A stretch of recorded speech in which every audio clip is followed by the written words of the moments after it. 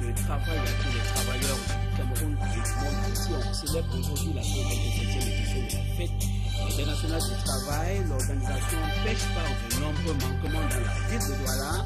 Le désordre était perceptible ce jour au cours de la parade à la place des fêtes de la capitale économique du Cameroun. Retour sur quelques images sur les sécurités dans les villes camerounaises, les clichés de Douala et de Limbe dans la région du sud-ouest dans cette édition. Je vous retrouve dans un très court instant pour les détails.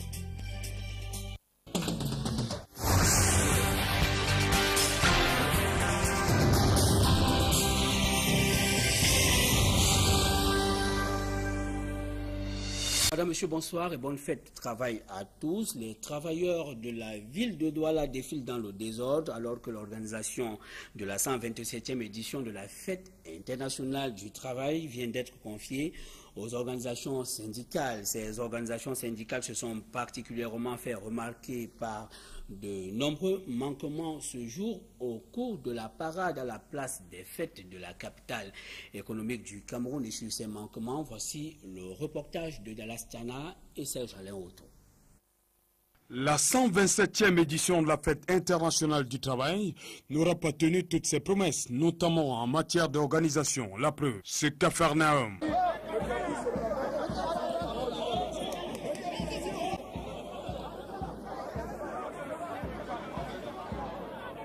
Il est un peu plus de 12h30, place de l'UDEAC à Douala, lorsque de nombreuses entreprises, las d'attendre sous le soleil de plomb, décident de passer à l'attaque. Il faut donc, malgré la canicule, se faire une place au soleil, c'est-à-dire passer rapidement devant le gouverneur de la région du littoral, Joseph Bétier-Assomont. Malheureusement, les syndicats, pour bon nombre de défilants, ont failli. Ça a bien commencé. Non, je dis on dit les syndicalistes, ils ne sont pas capables de faire le travail. Ils ne sont pas capables, ça les a dépassés. Pas super bien organisé, je pense. Hein. Ça pourrait être un petit peu mieux. Mais bon, voilà, moi je sais pas trop. Nous, on est là depuis un certain temps. On attend, on suit comme tout le monde. Il fait chaud, donc c'est un petit peu pénible, effectivement. Mais je pense que ça manque un tout petit peu d'organisation. Malgré tout, ce sont plusieurs centaines d'entreprises des secteurs secondaires et tertiaires basés à Douala qui vont célébrer cette 127e édition de la fête internationale du travail, dont le thème est « Travail décent et lutte contre la corruption ». Ainsi, pendant plus de 5 heures d'horloge, c'est tout ce que la ville de Douala compte comme service déconcentré de l'État, médias et autres qui vont parader. Pour certains travailleurs, le thème est très loin de refléter la réalité. Si c'est l'Organisation internationale du travail qui a choisi ce thème, c'est pour attirer l'attention des administrateurs de ce pays, des décideurs de ce pays, qu'ils essayent de voir, qu'ils essayent de comprendre que le travailleur camerounais ne vit pas décemment de son travail parce que le salaire ne suit pas. Les conditions les plus minimales pour un travail décent ne suit pas au Cameroun. Malgré les quelques couacs enregistrés ce jour de célébration, le sentiment de satisfaction reste de mise auprès du pouvoir public. Le travailleur dans la région croit en sa place dans le tissu et a voulu le manifester aujourd'hui. D'où la forte participation, d'où la massive participation. Je vous remercie. Rendez-vous est donc pris, comme depuis plusieurs années, à la prochaine édition avec le même cérémonial et un autre thème valable, le temps d'un jour, c'est-à-dire le 1er mai.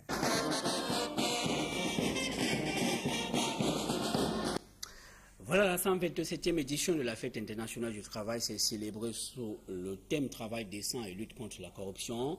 Seulement sur la valeur et l'importance de la fête du travail, les avis restent divisés chez les acteurs du secteur informel. Voici le reportage de Vincent Bicard, réalisé 24 heures avant.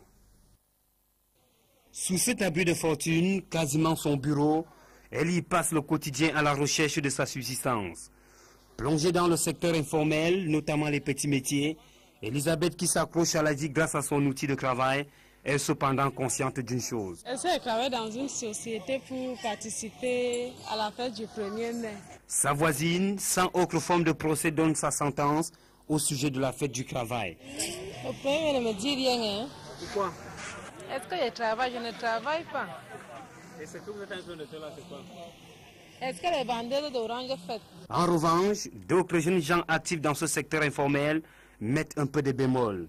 Ce qui les occupe en longueur de journée leur donne le pain quotidien et donc c'est un travail qui mérite d'être aussi salué. Je travaille par le 1er mai. Bonne fête. On va défiler le 1er mai. Oui, on va nous remettre les t-shirts. Déjà, la société nous remet les t-shirts avant qu'on puisse défiler avec. Comme on peut le voir, les acteurs des petits métiers ont des avis partagés sur la question de la fête du travail. La 27e édition de la Fête internationale du travail est donc rentrée en gare, mais notons que la semaine du travailleur se poursuivit dans un contexte marqué par l'insécurité dans les villes camerounaises. À Limbé, notamment dans la région du sud-ouest du pays, un présumé voleur de palmistes trouve la mort après avoir reçu 3 balles. Ces balles sont toutes tirées par un officier de police selon des témoins. Des détails dans ce reportage de Davidson Maïmo et Gladys Sidieux.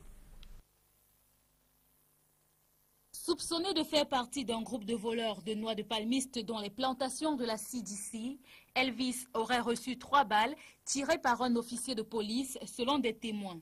Cependant, les raisons de la fusillade restent non élucidées jusqu'ici. Des témoins affirment que le défunt tentait de s'interposer dans une bagarre qui opposait l'officier de police en question à l'un de ses amis. L'homme maintenu aurait juste fait recours à la légitime défense en utilisant son arme, affirment les riverains.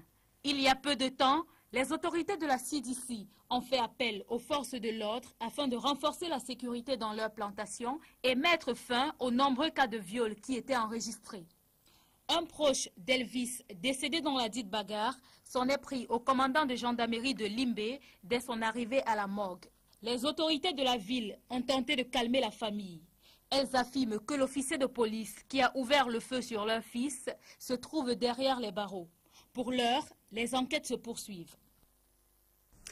Et ce n'est pas du tout la sérénité à Sikakao, c'est un quartier de la commune d'arrondissement de Douala 5e.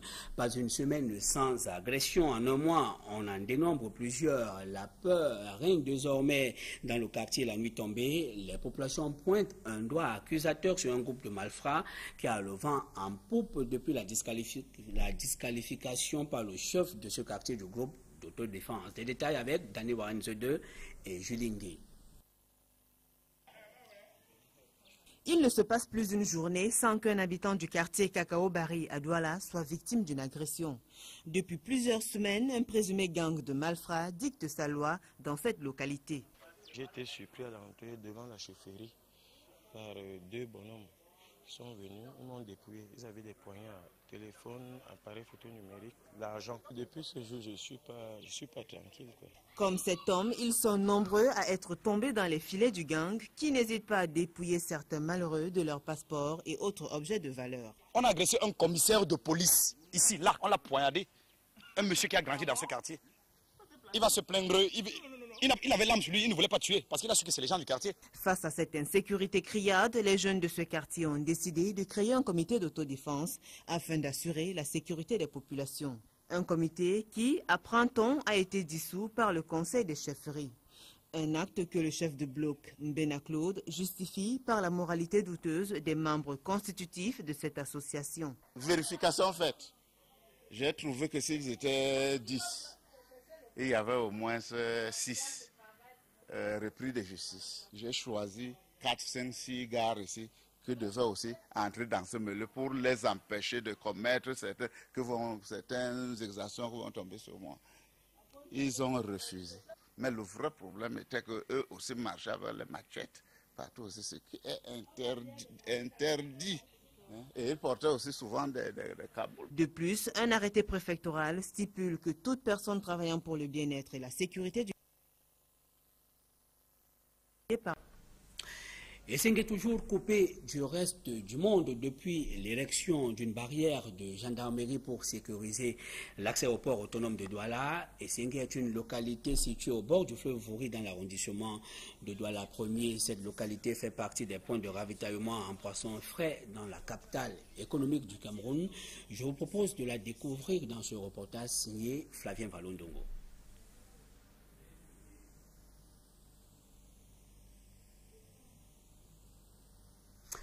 Retour donc sur Essengue, cette localité située dans l'arrondissement de Douala 1er. Essengue qui est coupée du reste du monde depuis l'érection d'une barrière de gendarmerie pour sécuriser l'accès au port autonome de Douala. Cette localité fait partie des points de ravitaillement en poissons frais dans la capitale économique du Cameroun. C'est un reportage signé Flavien Valondongo. Créé bien avant les années 1970, le quartier Essengue, désormais bâti sur une surface de 68 hectares, abrite environ 5000 âmes. Ici, la pêche est la principale activité de cette bourgade située dans l'arrondissement de Douala 1er. Essengue a une particularité déjà, qui ravitaille Douala en ce qui concerne le poisson. Ça veut dire qu'ici, on a toutes les visites. Essengue a d'autres particularités telles qu'il a déjà la chefferie en elle-même. Essengue a été doté tout récemment d'un centre de vote, de 10 bureaux de vote. Essengue a une plage en gestation qui est conçue par la mairie de Douala 1er, tout comme un débarcadère et un petit marché en gestation. La population est constituée de presque toutes les communautés ainsi que de toutes les couches sociales. Les habitations évoluent, les petits commerces et bien d'autres activités commerciales font la fierté des occupants de cet espace. Ici à Essengue, l'ambiance est conviviale, les frères et sœurs, nous vivons dans une harmonie sans problème. Essengue regorge aussi tout un atelier de fabrication de pirogues. On est capable de fournir 7 à 8 pirogues par jour, selon comment ils prévoient les matériels. Nous sommes là, ça fait présentement 4 saisons ici, 4 ans. Des écoles primaires publiques et privées, des confessions religieuses sont des structures qui animent le quartier Essengue à Douala. À Essengue, la vie se conjugue aussi au pluriel dès la tombée de la nuit. La nuit, comme partout ailleurs, il y a des petits commerçants qui font dans leurs petites activités comme les braises de poisson, parce que déjà nous sommes à côté de l'eau, comme vous le constatez. On a nos bars qui fonctionnent 24 sur 24 et les gens partent tranquillement à leurs occupations et puis on est dans une convivialité à nul autre pareil. Les amoureux du bon poisson frais n'ont pas de soucis. Le poisson est consommé sous toutes les formes. Essengue, quartier situé dans la zone portuaire, est un coin à découvrir. Et cette autre localité qui transpire de difficultés, le mauvais état des routes, l'absence de l'énergie électrique sont entre autres difficultés auxquelles font face les habitants de Mbangapongo dans la ville de Douala. Pourtant, cette localité de la commune d'arrondissement de Douala 3e avait reçu, on se souvient, des promesses du gouvernement camerounais au lendemain du crash du Boeing de la Kenya Airways il y a quelques années. Je vous propose ce reportage de Francis Boyom et de Flavien Valondongo.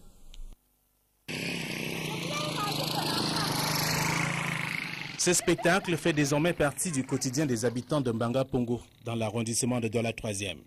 Des routes construites au lendemain du crash de Kenya Airways, survenu, l'on se souvient, dans la nuit du 4 au 5 mai 2007. Aujourd'hui, ces routes ne sont plus praticables. Plus grave encore, en cette période de pluie.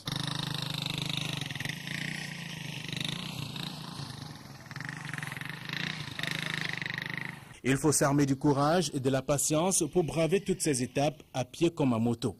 Cette localité de l'arrondissement de Douala 3e connaît aussi des problèmes d'énergie électrique malgré l'existence des installations du réseau. Les élèves et des parents qui croyaient bénéficier au quotidien de l'éclairage continuent de souffrir le martyre. Comment voulez-vous qu'on des titans arrivent? Ça monte. Quand il n'y a pas de lumière, comment voulez-vous d'aller acheter du pétrole? Les enfants doivent étudier. Comme à l'heure actuelle, il paraît qu'un poteau est tombé. Nous sommes dans l'obscurité. Moi, je disais qu'eux devaient venir encore en soirée, peut-être arranger la lumière. Mais ils ne sont plus passés jusqu'à présent. La chute de quelques poteaux électriques dans cette localité constitue en partie la cause de l'absence du précieux sésame. On a fait déjà tout pour signaler à la SONEL, même ceux qui mettent les poteaux partout là. On les a montré ces problèmes. Ils n'ont même pas eu notre temps, même une minute.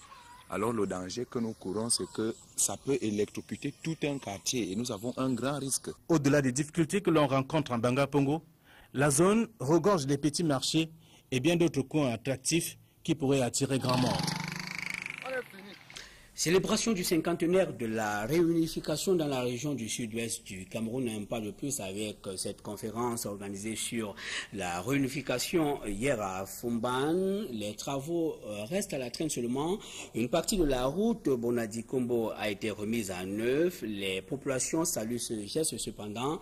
Elles souhaitent voir les chantiers qui ont été entamés depuis lors être achevés. C'est un reportage signé Davidson Maïmo et Julingue.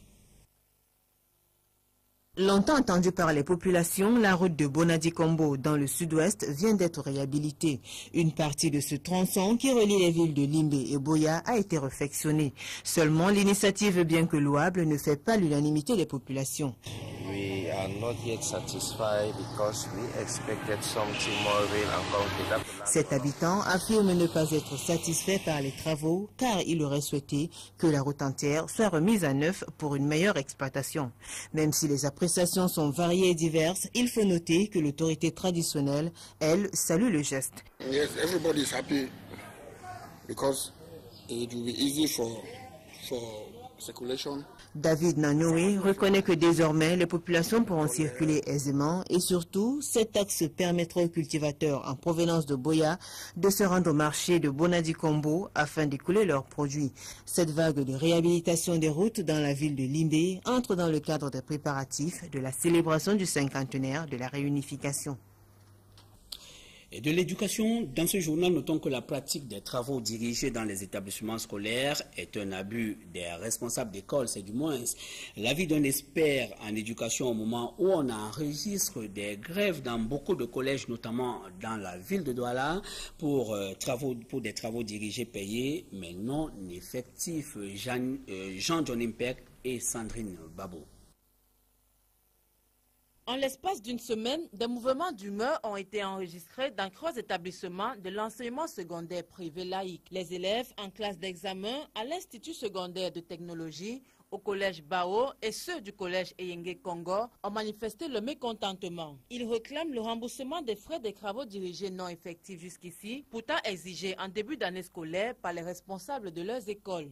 Pour les spécialistes d'éducation, les travaux dirigés, qui sont une sorte de cours spéciaux, ne sont pas une pratique obligatoire parce qu'aucun test ne le prévoit. À ma connaissance, il n'existe pas une réglementation qui oblige les élèves à payer un iota de plus pour les TD. Je sais que l'enfant est obligé, le parent, puisque c'est lui qui paye, est obligé à payer une pension, que nous appelons frais de scolarité. Cette nouvelle modélisation qui prend de l'ampleur et qui pousse les élèves à manifester une mauvaise humeur, je dis, elle n'est pas dans les tests. Les élèves sont simplement victimes d'arnaques. Eh bien, nous pensons que c'est un abus. Je dis, un TD, c'est la continuité de l'enseignement que l'enseignant est appelé à dispenser et pour lequel il est payé. Nous ne trouvons donc pas pourquoi on doit exiger des frais supplémentaires pour cela, non plus des heures supplémentaires. Dans certains établissements, les enseignants ont créé l'école dans l'école. Ils revendiquent le reversement intégral ou en partie des frais que les élèves ont prévus pour les travaux dirigés. Il faut cesser d'utiliser les enfants des autres comme des munitions pour résoudre vos problèmes. Vous avez des problèmes avec votre administration, saisissez le secrétaire à l'éducation qui est l'autorité la plus proche, saisissez le délégué départemental, saisissez le délégué régional. Une situation qui ternit l'image de l'éducation au Cameroun. Et de la santé dans ce journal sous fond d'informations publicitaires pour refermer cette édition. La Fondation camerounaise du cœur et AESONEL vont en guerre contre les maladies cardiovasculaires. Les deux entités étaient à Sousa samedi dernier où les populations se sont fait dépister gratuitement sur l'hypertension artérielle. L'un des axes majeurs de la deuxième édition de la semaine du sel a été cette mission de sensibilisation conduite par une équipe de spécialistes belges. Des détails dans ce reportage. C'est un après-midi particulier que les populations de Sousa ont passé ce 27 avril 2013. Elles qui ont vu débarquer à la place du marché une équipe de spécialistes belges et camerounais venus pour des dépistages gratuits sur les maladies cardiovasculaires. La Fondation camerounaise du cœur et la société citoyenne AESONEL ont décidé d'aller en zone périphérique de Douala dans le cadre de la deuxième édition de la semaine du sel. La consommation excessive du sel, soit 12 grammes par jour, provoque de graves maladies cardiovasculaires.